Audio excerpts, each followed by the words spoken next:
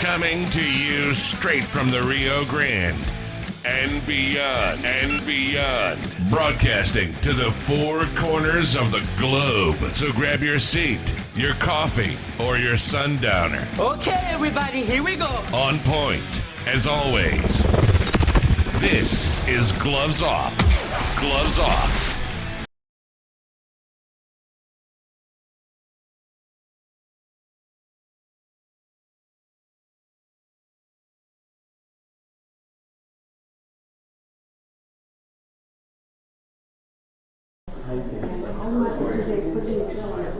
All right, folks. I want to thank you guys for coming down.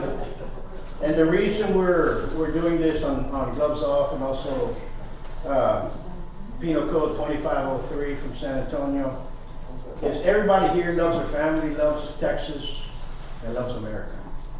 And the way everything is going sidetracked and way far left, and there's no way to catch it back. We're losing our identity more ways than one. So after speaking with Senator Huffines, I found out one thing. We need to get behind him.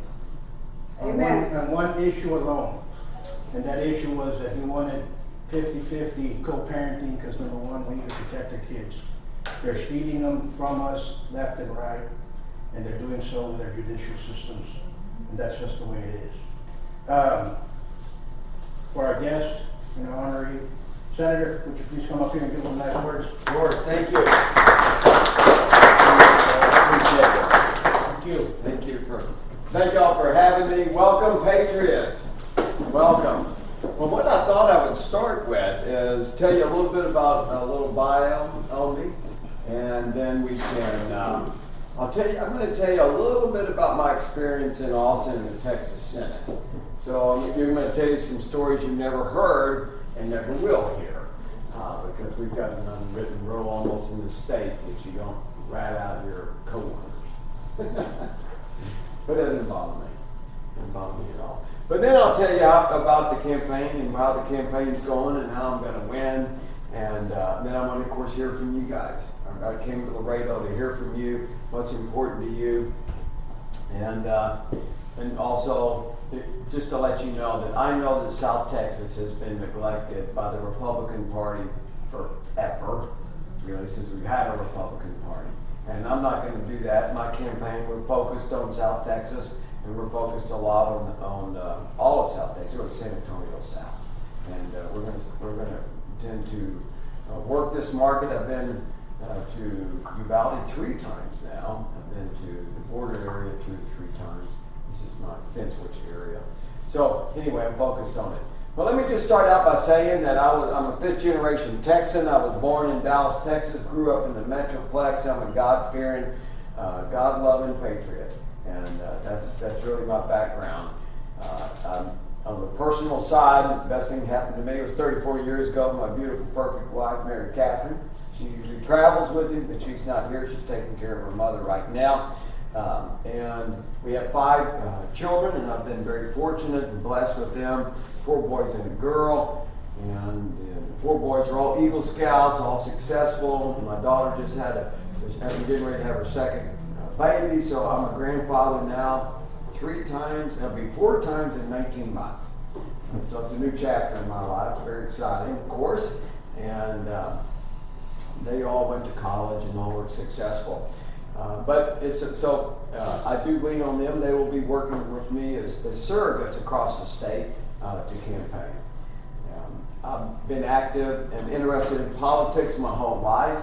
As a teenager, I always had this burning desire in me for liberty and for freedom.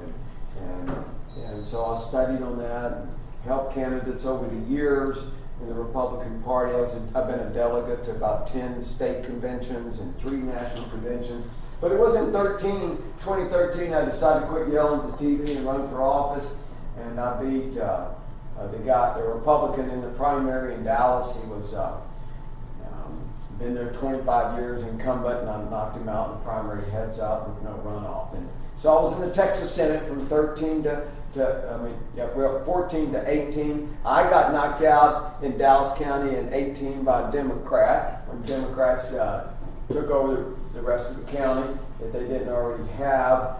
And there's 3 Republicans left in Dallas County out of probably 80 positions.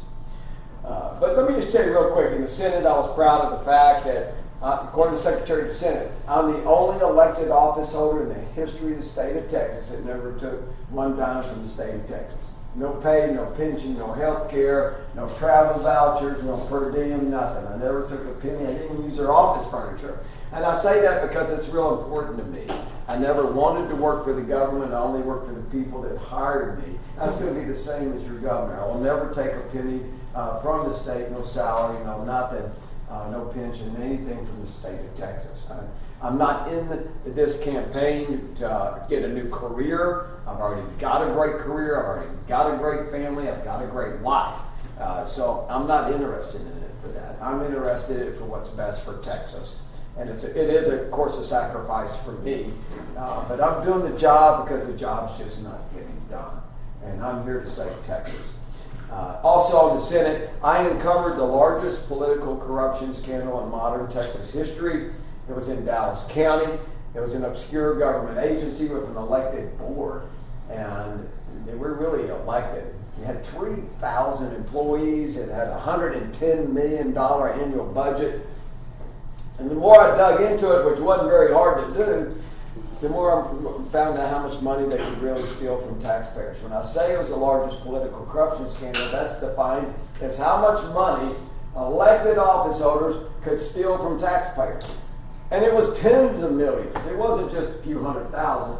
Tens of millions of dollars. Kickback schemes, camera schemes. They mainly provided transportation to students. In some of the school districts, they taxed everybody in the county on ad valorem tax. Well, the bottom line was, I got 6 people put in prison. I got Texas Rangers involved, and we got the FBI involved, and we got 6 people put in prison, including the city mayor pro tem of the city council of Dallas. And he's serving 7 years in prison for taking bribes. But it was really hard to get this bill done. I got a bill done in the state legislature, in the Senate, to close them down and to get rid of that agency completely, because it was a very redundant agency and it was a 100-year-old organization. But it was real difficult, even though they were all crooks. But it shouldn't surprise me, because I'm going to pull the curtain back and let you know what happens in Austin in the Texas Senate, my experience. I don't know if y'all know, here's my problem. Thank you. There's 31 state senators in Austin. 31 state senators. When I was there, 20 Democrats 20 Republicans and 11 Democrats. Now there's 18 Republicans. Well, they are all very similar. They really are very similar. I'm going to talk about the Republicans, of course, because that's my party. And let me just say this. I'll tell you this story. I got a lot of stories, so it's trying hard to pick which story I want to say. So let me tell you this one real quick. The very first meeting we had after inauguration in 2015, Lieutenant Governor called a meeting of the Senate as a whole. It was only 31 of us, Democrats and Republicans together. And he says, "Welcome, Senators. Welcome to the most exclusive club in the state of Texas. There's only 150 of you or so alive. Welcome. Your loyalty is always with your fellow club members. You will always honor your fellow club members in the Texas Senate. You will never do anything to embarrass your fellow club members. Your accountability is always with them. You'll never embarrass the Texas Senate. This is a very special place." And he went on and on about that. And he's mentioned it multiple times, as did all the other senators. And I say that because you need to understand that's how they think. They think they're very special. They think of themselves as elitists. They think of themselves as club members. And that's how you sit there and think, oh, that's why they call everybody members. Have you ever wondered why a legislator is called a member? I did. Oh, now I know. It's because they're members of this club. And y'all aren't, by the way, if you didn't notice. Sorry, of course. But anyway, my very next week I go to our Republican Senate caucus meeting. Just Republicans in there. We meet at a restaurant. And we're talking about what we're going to get done. I'm nervous, my very first one. And I say, they go around and I stand up and I say, Senators, there's one thing I think we ought to get done this session. We need to get constitutional carry done. It's number one item on our Republican Party platform. And I said, you know, the guns are it's not about hunting. It's not about self-defense. It's not about shooting a burglar. It's not what the Second Amendment's about. The Second Amendment's about is your backstop against tyranny. It's always been that way. That's why they put it in. The founders of our Constitution didn't put it in there so you could go hunting. They put it in there as to make sure you could have a right to protect your God-given liberties, right? Your God-given liberties, your natural rights. The Constitution is all about that. This is to protect your natural rights. It's not a privilege. It's a right. So, anyway, I said, look, I get it if you don't want to vote for it. I understand it. I hope to persuade you to vote for it because it is number one in our Republican Party platform. This is clearly defines our legislative agendas. It's put together by thousands of Republicans, and I think we should support it because it is put together by Republicans, and we are Republicans. And so I said, look, the most important thing is let's just get it to the floor and vote on it so everybody can see where you stand on this issue, the number one issue of the party. And then you can be accountable to the voters that sent you here. And you know what I heard? No. Silence. And then a fork hit a plate. And it sounded like a church bell. It was so loud. Gradually, 1, 2, 3, 4, senators got up in the middle of the meal and left the room. Well, the rest of the night was really awkward. The next morning, I get a messenger. He comes to me and he says, hey, Senator Huffines, you need to apologize for what you said last night. So what did I say? He said, you said you're going to hold fellow Republican senators accountable to the voters. I said, I sure did, and I damn sure not apologize. But that's how they operate. That's how these elitists operate. And that's why we need new leadership. Look, our Republican leaders don't really believe in our party platform. Greg Abbott doesn't believe in it. If he did, we wouldn't be fighting to get a few things done every session. Every session, we Republicans, we'd go down there and I said, please, can we get a couple of our things done this year? Can we get some of our legislative priorities done? Every year we beg on that. I've been working on this for 30 years. 30 years I've been sitting as a grassroots seat. Working the Capitol, working our legislative priorities. We never get them done. Republicans, as you know, we control everything in Austin. The House, the Senate, the governor's seat for 20 years. We've had the governor the seat for the governor for 27 years. And we still don't get our priorities done. And you know why? Because they don't want them done. We could get any bill done the Republicans want done. Just like that. 2 days. But they are liars. They are duplicitous. They do not want to be accountable. They work so hard not to be accountable, not to take the hard vote. They get so mad at me.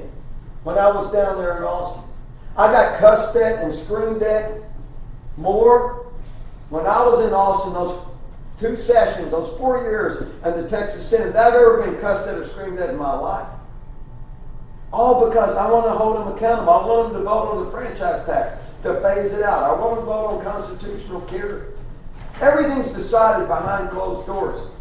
Everything in the Texas Senate.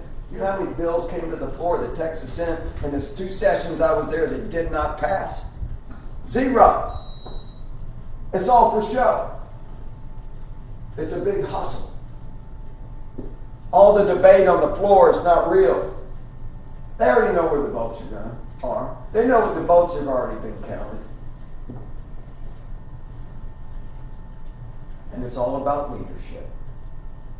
Everything starts at the top. For your business, everything starts at the top.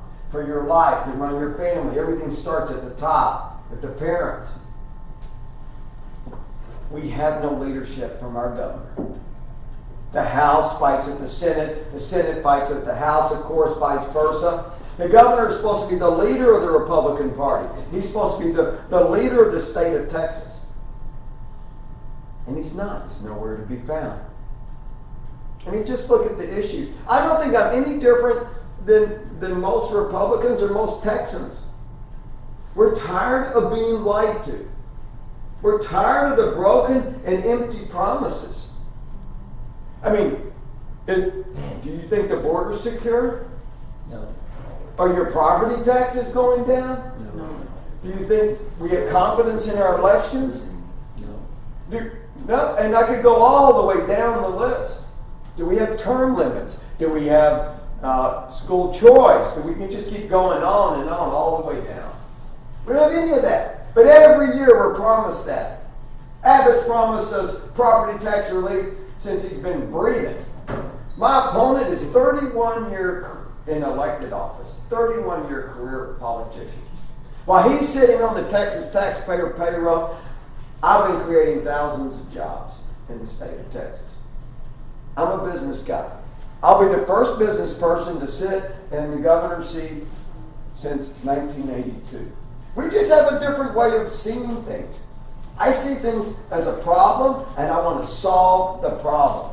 The motto of my company is seeing beyond the obvious. And I also have another one I like. It's called KISS. Keep it simple, stupid. It's never as complicated as it seems. And that's the same way I'm going to run the state of Texas. I'll be accountable if we're going to charge it, and we're going to solve it. And if we're wrong, we admit it, and we're accountable, and we move a different direction. But these career politicians, that's not what they're interested in. They're interested in their career. That's what they're about. Greg Abbott, as far as I know, I don't think he's ever signed a paycheck in his life. There's just a big difference in somebody who sees it from a business perspective and somebody who sees it from their own personal benefit, their own personal gain. I call Greg Abbott a political windsock. A real political windsock. He's only going to go wherever the political winds are taking him. Because he wants to be president of the United States of America. Just blowing in the wind. He's like a sailboat out there sailing around with no rudder.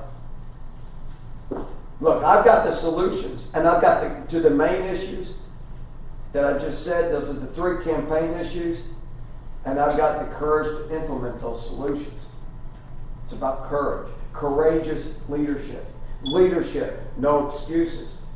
Let's just take the border, for instance.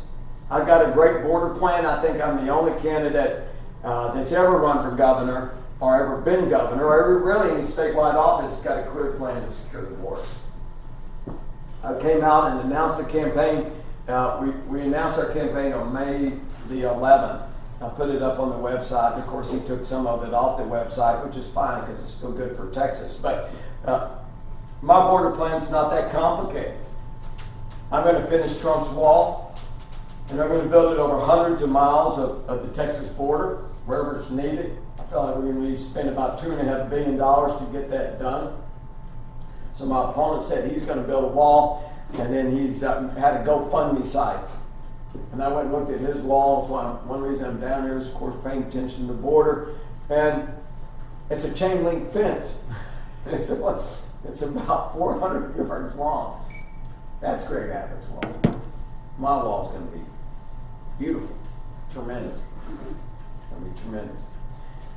But the most important thing I'm going to do, and why I'm going to do it, the federal government is never going to secure the Texas border. Not going to happen. The federal government never wanted the border secure. The Republicans controlled In Washington, we had the trifecta. We controlled the House and the Senate and the presidency with the most courageous president we've ever had. The border was still not completely secure.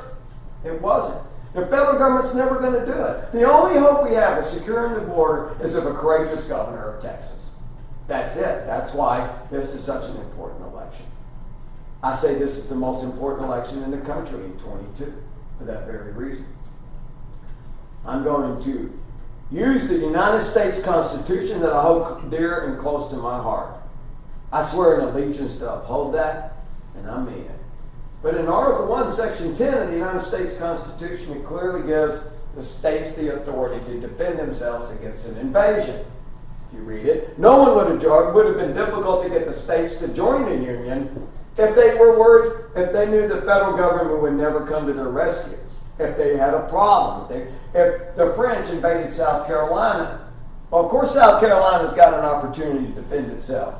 It can suspend portions of the Constitution. It can enter into compacts with other states. It can charge a tax if it's being invaded. It doesn't need to rely on the federal government. I've got great constitutional attorneys that have advised me on this. But here's the main thing. I'm never going to ask permission from the federal government to secure the Texas border. This is Texas. I'm never going to do it. I'm going to engage the entire Texas military, all 20,000 of them, to secure the river. I'm going to secure the bridges as they come over and the roads leading to the bridges. And what we're going to do is do whatever's necessary to make Mexico accountable to secure their side of the river. We got to put pressure on Mexico, where there's economic pressure or anything else, so they secure their side of the river. And it's simple as that. We're going to get it done. I'll get it done in 30 days, what no one's been able to get done in 30 years. And I've got a clear plan to get that done. Property tax, I've got a great plan. It's not a partisan issue. Texans are tired of renting their homes from the government, watching the rent go up and up. You know, in Texas, we never own anything. You really don't. The government has a first lien on it all, and they keep going up and up on the rent, whether it's this building or anything else. But it's a real workable plan, and it's just a math problem. It'll take about 10 years. It's a constitutional amendment. Everybody's going to get to vote on it, so you get to decide if you want to phase it out or not. And we'll move some to sales tax, and we're going to limit state revenue so we can use that state revenue to buy down property tax. State spending, I should say. Well, anyway, I'm excited to be in Laredo. I really am. It's a great city, great part of the state, and I get excited to see you guys, because you understand that where our liberties come from. It's the lens that I look through when I govern. The lens I look through is that your liberties come from God and not the government. Government doesn't give you your liberties. God does. You were born with inalienable rights. You're born with natural rights. And that's what our Constitution was written, is to protect your natural rights. They knew the biggest threat to your natural rights was the very government they were creating. So that's how I look. That's how I operate. Democrats, unfortunately, they're working hard to replace God with government. We got to fight that. We got to bring God back into our schools, God back into our families, God back into our lives. And that's what you're going to see with me in the governor's mansion, and with the bully pulpit, and what I'm going to use. Because this is Texas. Texas is special. We're going to get our swagger back in this state. I'm going to prove not just to the United States what it means to be sovereign. I'm going to prove to the whole world what it means. We're a sovereign state. This is Texas. We'll bend a knee to no man, to no government, for no reason. Because this is Texas. Our greatest days are coming. Our time is now. I mean that. It's going to be a new chapter in Texas history. One you've never seen before. And I need you guys to get engaged and be part of it. Help me cut the chains of government. Help me awaken the sheep to what's possible in life. Help me awaken the sheep to help us restore the liberties that have been stolen from us. Awaken into the power of the individual, the power of God, the power of our Constitution, the power of the free market. That's who we are. I need your help. Well, God bless you. God bless Texas. For liberty, prosperity, and virtue always. Thank you.